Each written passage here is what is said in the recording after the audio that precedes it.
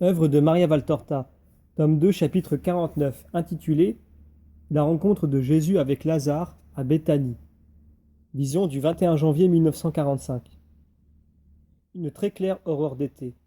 Plus qu'une aurore d'ailleurs, car le jour est déjà né. Le soleil est déjà sorti de la ligne d'horizon et il ne cesse de s'élever, riant à la terre riante. Il n'est pas un brin d'herbe qu'une goutte scintillante de rosée ne fasse rire. On dirait que les astres de la nuit se sont pulvérisés pour te transformer en pierre et pierreries sur toutes les plantes, dans toutes les frondaisons. Cela atteint jusqu'aux cailloux qui couvrent le sol dont les éclats de silice couverts de rosée semblent être poudre de diamant et poussière d'or.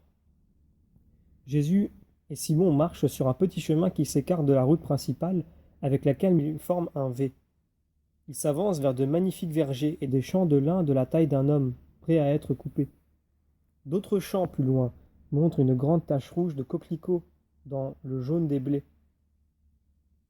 Nous sommes déjà dans les propriétés de mon ami. Tu vois, maître, que la distance ne dépassait pas les prescriptions de la loi. Je ne me serais jamais permis de te tromper. Derrière cette pommeraie, il y a l'enceinte du jardin où se trouve la maison. Je t'ai fait justement arriver par ce raccourci pour ne pas dépasser le mile prescrit par la loi. Il est très riche, ton ami. Très, mais pas heureux. Il a encore des propriétés ailleurs. Il est pharisien. Son père ne l'était pas. Lui observe strictement la loi. Je te l'ai dit, c'est un véritable Israélite. Il marche encore un peu. On arrive à un mur élevé. De l'autre côté, on distingue à peine la maison à travers une multitude d'arbres.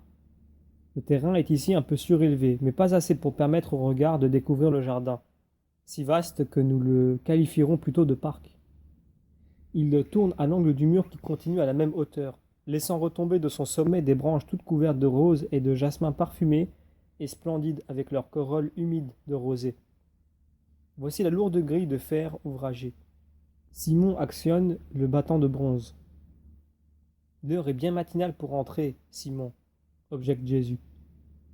Oh, mon ami se lève avec le soleil, car il ne trouve d'agrément que dans son jardin et dans ses livres. La nuit est un tourment pour lui. Ne tarde pas, maître, à lui donner ta joie. Un serviteur ouvre la grille. Assez haut, je te salue. Dis à ton maître que Simon le Zélote est arrivé avec son ami. Le serviteur s'en va vivement, après les avoir fait entrer en disant « Votre serviteur vous salue. Entrez, la maison de Lazare est ouverte aux amis. » Simon, qui est un habitué, tourne non pas vers le chemin principal, mais vers un sentier entouré d'une bordure de rosiers qui mène à une tonnelle de jasmin. En effet, c'est par là que depuis un instant s'avance Lazare, maigre et pâle, comme je l'ai toujours vu, avec des cheveux courts, peu épais et sans boucles, et une petite barbiche raide qui se limite au menton. Habillé de lin très blanc, il marche difficilement, comme quelqu'un qui a mal aux jambes. À la vue de Simon, il le salue affectueusement, puis, comme il le peut, court vers Jésus, se jette à genoux et se baisse jusqu'au sol pour embrasser la frange de son vêtement en disant « Je ne suis pas digne d'un tel honneur, mais puisque ta sainteté s'abaisse jusqu'à ma misère, viens, mon Seigneur, entre et sois le maître de ma pauvre maison. Relève-toi, mon ami, et reçois ma paix. » Lazare se lève et baise les mains de Jésus. Il le regarde avec une vénération qui n'est pas exempte de curiosité. Il marche vers la maison. Comme je t'ai attendu, maître. Chaque matin à l'aube, je disais, il va venir aujourd'hui, et chaque soir, aujourd'hui encore, il n'est pas venu. Pourquoi m'attendais-tu si anxieusement? Parce que, qui attendons-nous, nous le peuple d'Israël, si ce n'est toi? Et tu crois que c'est moi, l'attendu? Simon ne m'a jamais menti, et ce n'est pas un garçon qui s'exalte pour des nuées mensongères. L'âge et la souffrance l'ont mûri comme un sage. Et puis, même s'il ne t'avait pas connu dans la réalité de ton être, tes œuvres auraient parlé et t'auraient proclamé saint. Qui fait les œuvres de Dieu doit être un homme de Dieu. Or, toi, tu les fais, et tu les accomplis de telle façon qu'elles proclament que tu es bien l'homme de Dieu. Lui, mon ami, est venu à toi, attiré par ta renommée de thaumaturge, et il a obtenu le miracle. Et je sais que ton chemin est marqué par d'autres miracles.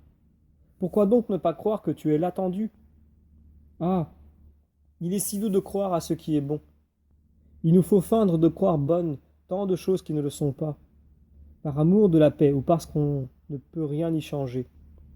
Il nous faut montrer que nous croyons à tant de paroles rusées qui paraissent flatteries, louange, gentillesse, et sont au contraire sarcasme et blâme, venin couvert de miel, tout en sachant ce qu'il en était réellement. Il faut bien s'y plier parce que on ne peut pas faire autrement et que nous sommes faibles contre tout un monde qui est puissant et que nous sommes seuls contre tout un monde qui nous est ennemi. Dès lors, pourquoi avoir de la difficulté à croire ce qui est bon? D'ailleurs, les temps sont mûrs et les signes des temps existent. Ce qui pourrait encore manquer pour affermir notre foi et le mettre à l'abri du doute, cela nous est apporté par notre volonté de croire et d'apaiser notre cœur dans la certitude que l'attente est finie et que le Rédempteur est là, que le Messie existe. Celui qui rendra la paix à Israël et aux enfants d'Israël, celui qui nous assurera un trépas tranquille dans la certitude d'être rachetés et nous fera vivre sans ce souci nostalgique pour nos morts. Ah, les morts, pourquoi les pleurer sinon parce que, n'ayant plus leur enfant, ils n'ont pas encore le Père et Dieu? Il y a longtemps que ton père est mort? 3 ans, et 7 qu'est morte ma mère, mais je ne les regrette plus depuis quelque temps. Moi aussi je voudrais être là où j'espère qu'ils sont en attendant le ciel. Dans ce cas, tu n'aurais pas comme hôte le Messie. C'est vrai, maintenant je suis plus favorisé qu'eux parce que je te possède, et cette joie donne la paix à mon cœur.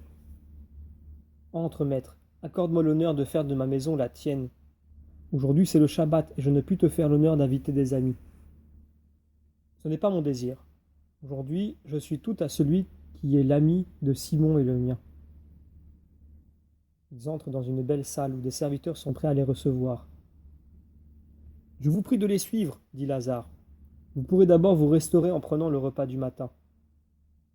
Et, pendant que Jésus et Simon partent ailleurs, Lazare donne des ordres aux serviteurs.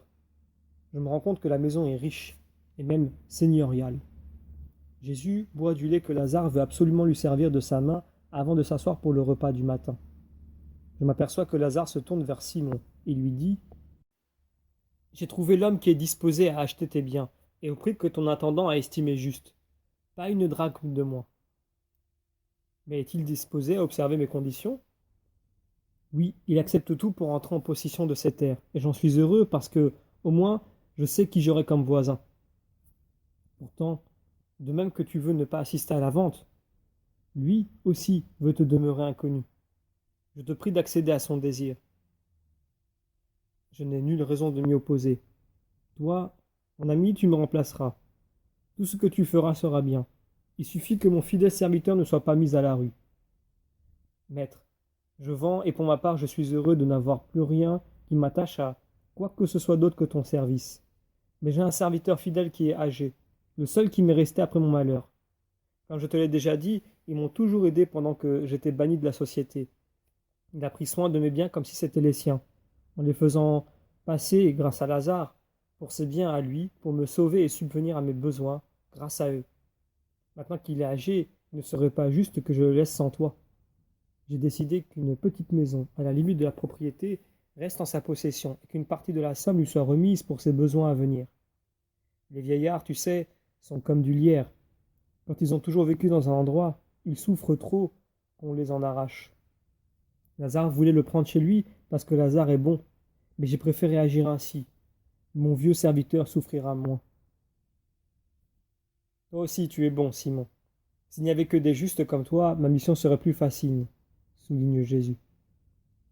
Tu trouves le monde rétif, maître? Demande Lazare. Le monde? Non. La force du monde, Satan. S'il n'était pas le maître des cœurs et ne les tenait pas en sa possession, je ne trouverais pas de résistance. Mais le mal s'oppose au bien, et je dois vaincre en chacun le mal pour y mettre le bien, mais tous ne le veulent pas. C'est vrai, ce n'est pas tous qui le veulent. Maître, quelles paroles trouves-tu pour les coupables, pour les convertir, pour les soumettre? Des paroles de réprimande sévères comme celles dont est remplie l'histoire d'Israël à l'égard des coupables. Et le dernier à les employer, c'est le précurseur. Ou des paroles de pitié. Je mets en œuvre l'amour et la miséricorde. Crois bien, Lazare, que sur celui qui est tombé, un regard d'amour a plus de puissance qu'une malédiction.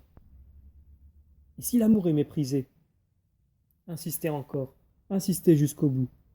Lazare, connais-tu ces terrains où la traîtrise du sol engloutit les imprudents? Oui, je les connais par mes lectures. Dans mon état de santé, je lis beaucoup. à la fois par passion et pour occuper les longues heures d'insomnie.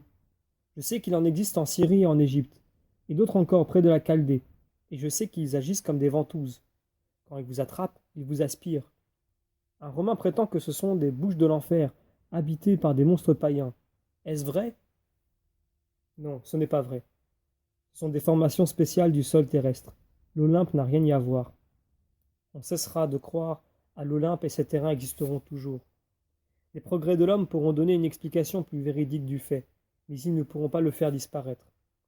Maintenant, je te dis, comme tu les as connus par tes lectures, tu as pu lire aussi comment on peut sauver ceux qui y sont tombés. Oui, avec une corde qu'on leur lance au bout d'une perche, même avec une branche. Alors ce petit secours suffit pour donner à celui qui s'enlise le peu d'aide qu'il lui faut pour se dégager et lui permet de se tenir tranquille sans se débattre, jusqu'à l'arrivée de secours plus efficaces. Eh bien, le coupable, c'est celui qui s'est laissé posséder par un sol trompeur, dont la surface est couverte de fleurs, mais qui par-dessous, est une boue mouvante. Crois-tu que si l'homme savait ce que c'est de remettre un seul atome de soi au pouvoir de Satan, il le ferait? Mais il l'ignore, et après, soit il est paralysé par la stupeur et le venin du mal, soit il s'affole. Et, pour échapper au remords de sa perdition, il se débat, s'enlise, dans une autre fange, met en mouvement de lourdes ondes mouvantes par ses mouvements inconsidérés, et celle-ci précipite sa perte. L'amour, c'est la corde, le filin, la branche dont tu parles. Il faut insister, insister jusqu'à ce qu'il les saisisse. Une parole, un pardon, une plus grande indulgence pour sa faute, uniquement pour arrêter la descente et attendre le secours de Dieu. Lazare, connais-tu la puissance du pardon? Il amène Dieu à l'aide du sauveteur. Tu lis beaucoup? Beaucoup. Je ne sais pas si je fais bien, mais la maladie et d'autres choses m'ont privé de nombreuses satisfactions humaines. Et maintenant je n'ai plus que la passion des fleurs et des livres, des arbres et aussi des chevaux. Je sais qu'on me critique, mais puis-je aller sur mes terres dans cet état? Et il découvre ses énormes jambes toutes bandées. À pied ou sur le dos d'une mule, je dois utiliser un char qui plus est rapide. C'est pour cela que j'ai pris des chevaux et que je m'y suis attaché, je l'avoue. Mais tu me dis que c'est mal. Eh bien, si tu me dis ça, je les fais vendre. Non, Lazare, ce ne sont pas ces choses qui corrompent. Ce qui corrompt, c'est ce qui trouble l'âme et l'éloigne de Dieu. Voici, maître, une chose que je voudrais savoir. Je lis beaucoup. Je n'ai que ce réconfort. J'aime savoir. Je crois qu'au fond, mieux vaut s'instruire que de faire le mal. Mieux vaut lire que de faire d'autres choses. Mais je ne lis pas seulement nos écrits. J'aime aussi connaître le monde des autres. Rome et Athènes m'attirent. Je sais maintenant combien le contact avec les Assyriens et l'Égypte a été nocif pour Israël et combien de mal nous ont fait les gouvernements hellénisants. Je ne sais si une personne privée peut se causer à elle-même autant de mal que Judas, c'en est fait à lui-même et à nous, ses fils. Mais toi, qu'en penses-tu? Je veux que tu m'enseignes, toi qui n'es pas un rabbi, mais le Verbe sage et divin. Jésus le fixe pendant quelques minutes, d'un regard pénétrant et en même temps lointain. On dirait que, à travers le corps de Lazare, il lui scrute le cœur et, qu'allant plus loin encore, il voit je ne sais quoi.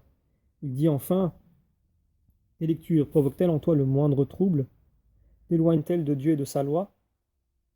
Non, maître. Cela me pousse au contraire à comparer notre vérité à la fausseté païenne. Je les analyse et je médite les gloires d'Israël. C'est juste.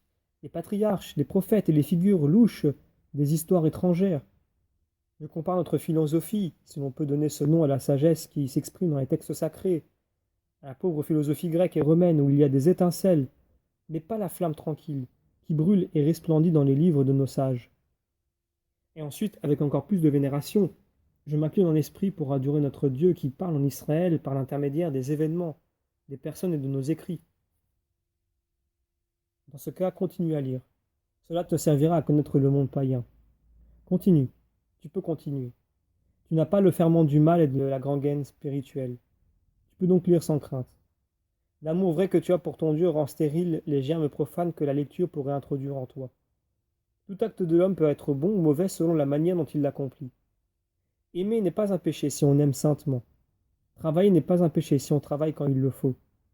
Gagner de l'argent n'est pas un péché si on se contente d'un gain honnête. S'instruire n'est pas péché si par l'instruction ne tue pas en soi l'idée de Dieu. En revanche, c'est un péché même de servir à l'autel si on le fait par intérêt personnel. En es-tu persuadé, Lazare? Oui, maître. J'avais posé ces questions à d'autres, mais ils m'ont achevé de me mépriser. Toi, tu m'apportes lumière et paix. Ah, si tout le monde t'écoutait. Viens, maître. Au milieu des jasmins règne l'ombre et le silence. Il est doux de se reposer, en attendant le soir dans la fraîcheur de leur ombre. Ils sortent, et tout se termine là.